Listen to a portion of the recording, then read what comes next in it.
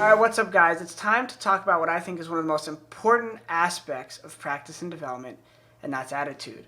Now, as I just mentioned in the intro, I think attitude is most important in development because your attitude determines what kind of ceiling you put on yourself, meaning, are you going to fully realize your potential? If you're getting down on yourself or you get too down when you have a flaw in game and you don't try to find a solution from it, that's going to be the end of your progress and growth. So your growth is all about having a good attitude when you practice, which is going to lead me to my first point. I got 5 points I want to make, and my first one is being process-oriented versus goal-oriented.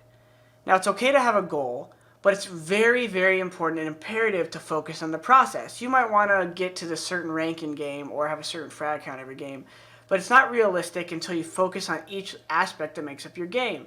Don't focus on getting 20 kills every game. Focus on doing the peaks the right way, your positioning the right way, using utility the right way, your pre-aims, your crosshair placement, your communication. All these things are part of the process.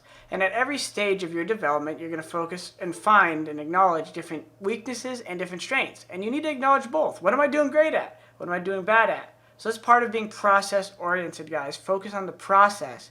And I promise you're going to reach your goals faster than worrying about the result, and just focus on what you could do about getting better at every little thing, not just overall, but every little thing. Which leads me to our next point. So part of this process, guys, point number 2, is being accountable and blaming yourself. Now, I know this sounds like maybe it could be detrimental to your confidence, but the key here is just admitting to when you're wrong, whether it's to yourself or whether it's to a teammate and you affect someone. But there's no reason to be down on yourself, right? This is just acknowledging when either you made a misplay or you have a bad habit or something you're doing wrong and finding a solution for it.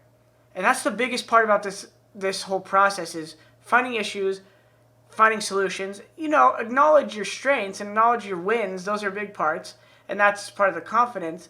But that's going to take me to my next point, which is point number 3, which is confidence. Fake it till you make it.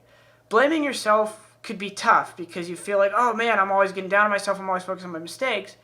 But the only way you're going to execute things to the best of your ability is by approaching it with confidence. So that's why I like the old saying, fake it till you make it. Because really, you do have to pretend I'm the best player right now on the server. Because really, you're limited already by your abilities. The only way you're going to improve those abilities is by trying your best to execute them how you know. How you know might not be effective, but the only way you know that is doing your best, being, okay, my peak was too slow, it was too wide, I started my crosshair in the wrong position, etc., etc., etc. The key here is being able to acknowledge what you're not doing right without losing confidence. Hey, everyone doesn't do things right. Some people are naturally great aimers or decision makers or this or that. You're not going to have everything right in every area of life. I've just learned how to play golf, and I had to find out a lot of my weaknesses and acknowledge them. And it was a fun process when you make it that way and you realize it's not the end of the world to acknowledge your issues. The next point on my list, which has a lot to do, which is going to start wrapping all this together, is dying a lot. Guys, you need to die as much as you can, and that's why you need to have that confidence. Because the only way to really get better and to see different scenarios and to have great game sense and game knowledge and be able to be a great clutcher or a great entry fragger is to die a lot and be okay with that initial failure, because that's the process. You're not thinking about the goal, you're thinking about the process. And the only way you reach that next level is to constantly circulate this process. Repetition, do the same thing over. How do you get better? Aim, movement, positioning, decision making. Guys, this is all repetition, doing it a lot over and over so you see different scenarios. Practice dying a lot and being okay with it. And then also just, having a good attitude around that death. Reflecting on when you die with that positive attitude, that confidence, and saying, I'm going to find a solution to this problem. Last but not least, to the attitude section, guys, learn how to work with others. Now, whether your goal is to join a team or solo queue the rest of your life, working with others is going to give you a big advantage because, 1, it's a great skill to have in life. 2, you're playing with a team. Unless you're just a 1 versus 1 champion in Counter-Strike, you're always playing 5v5, whether you're solo queuing or playing with a group of friends or a team. So learn how to communicate, whether it's an issue, whether it's something you want, whether you need a flash, whether you want to change the way of your spot or the protocol. Hey, you've been nading first every round, Billy. Let me nade first because I keep taking these fights and I die with a bunch of nades, so let me use my nades first.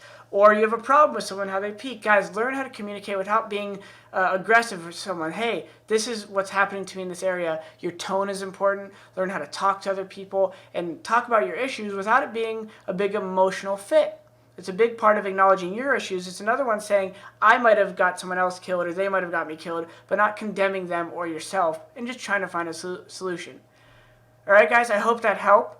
We're going to move on to the next section, which is going to be about studying and reflection. So all this stuff is going to tie together, guys. Stick with me. Take notes. Rewatch them. Whatever you need to do. But remember your attitude and all these things I'm talking about. And it's not just how much time you put in, but what you put into that time, guys. All right? Big quote there for you.